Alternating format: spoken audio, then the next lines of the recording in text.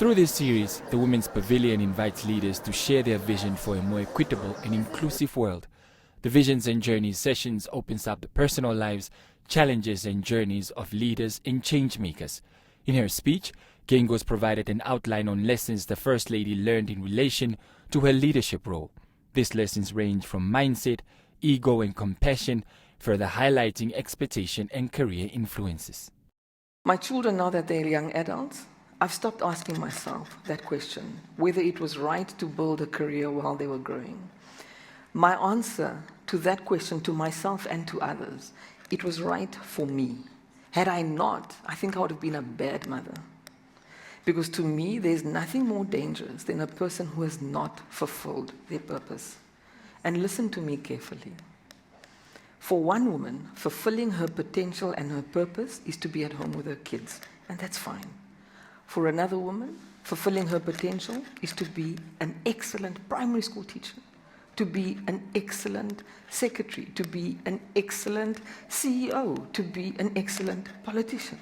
We all have different ideas of what fulfilling our purpose means and what it looks like, and we can't decide for another person what their potential or their purpose is.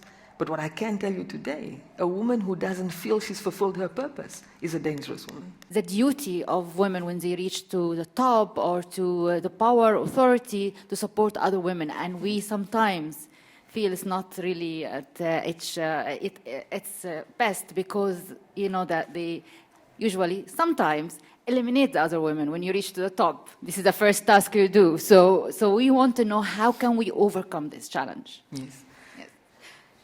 So it's a difficult question. There's times where I agree with that, and maybe I've experienced it a few times.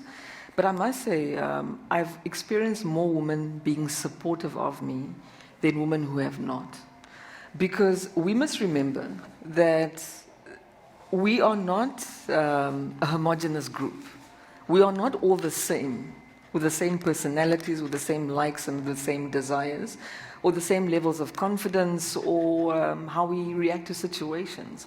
So there are going to be nice, supportive, fantastic women who are self-assured, they're not easily threatened, and there are going to be insecure, petty, malicious women who are not supportive. So I tend to focus on the women who really have supported me throughout my journey and count them. And I feel they are more than the ones who don't. And frankly, this world is at war because men don't get along. So, so if there's people who don't support each other, maybe it's men. So I don't know how we characterize women not getting along when men can fight each other quite aggressively too. And certainly in the country I come from, the biggest gossips in our society are men. So I think we've gendered a few things which aren't necessarily specific to women.